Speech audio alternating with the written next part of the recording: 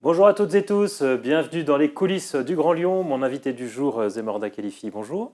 Bonjour et merci de votre invitation. Vous êtes la vice-présidente de la métropole en charge des ressources humaines et des moyens généraux de la métropole. Alors vous allez mettre en œuvre la semaine de 4 jours. La métropole de Lyon sera la plus grande collectivité française à expérimenter à partir du 1er septembre cette formule. Concrètement, à quoi ça va ressembler pour les agents municipaux? Alors pour les agents métropolitains, Métropolitains, pardon. ça va ressembler. Alors effectivement, nous sommes la plus grosse collectivité à mettre en place une expérimentation pour le moment et j'espère que cette expérimentation va se pérenniser par la suite. 9600 agents au sein de la collectivité. D'autres collectivités l'avaient mise en place auparavant, Grenoble avec 2000 agents, Lille avec 3000, mais effectivement, nous sommes la plus grosse collectivité à le mettre en place. 1er septembre, donc une expérimentation qui durera 6 mois, qui sera sur la base du volontariat. Donc on souhaite expérimenter auprès de 120 services aujourd'hui qui se sont portés volontaires pour expérimenter Vous allez leur cette proposer semaine 4 de 4 jours. scénarios. Effectivement. Donc ça pourra être ils font le choix entre des semaines de 4 jours et demi, des semaines de 5 jours en alternance avec des semaines de 4 jours, ou sinon complètement des semaines de 4 jours, mais là avec des journées à rallonge jusqu'à 9 heures par jour. Oui, tout à fait. Nous avons posé 4 scénarios pour cette expérimentation. 2 scénarios à 4 jours, un scénario avec 8h45 par jour et effectivement 0 RTT. Un deuxième 4 jours avec 9 heures de travail par jour qui permettrait d'avoir un petit peu de RTT.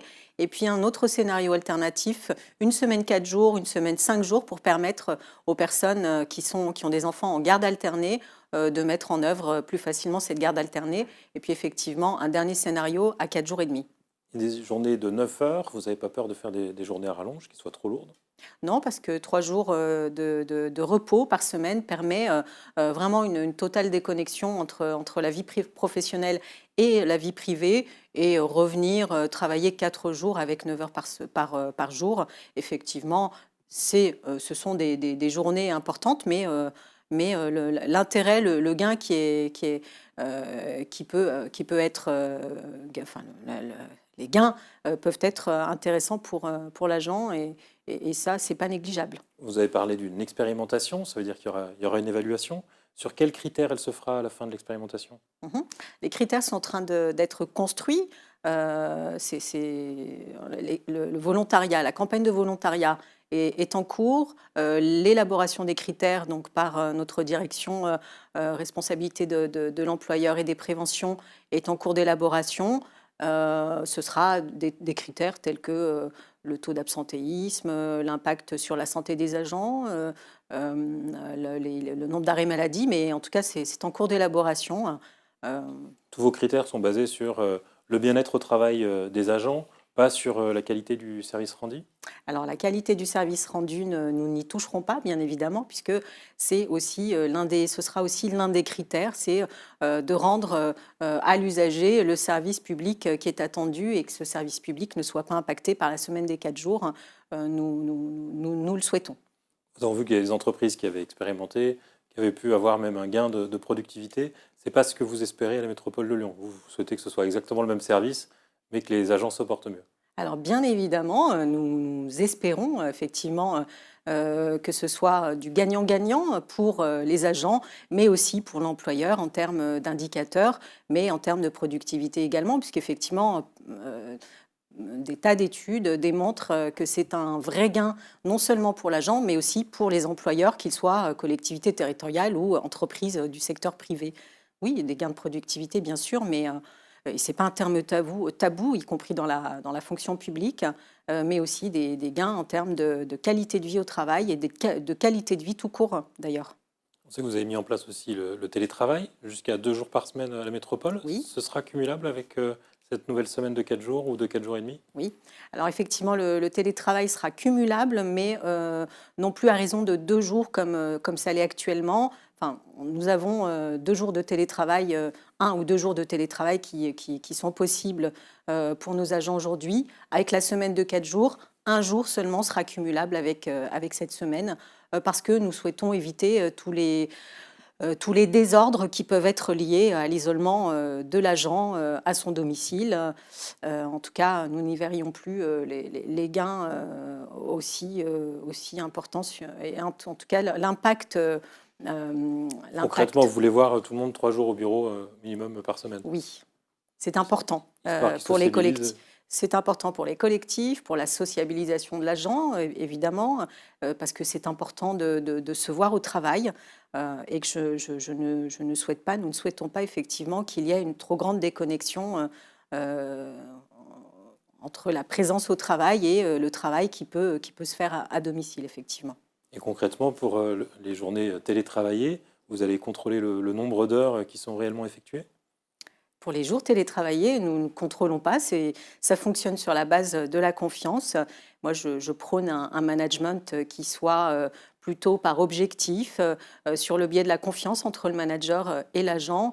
Et on ne va pas contrôler à quelle heure arrive l'agent le matin ou à quelle heure il part le soir. L'idée, c'est qu'il fasse son travail.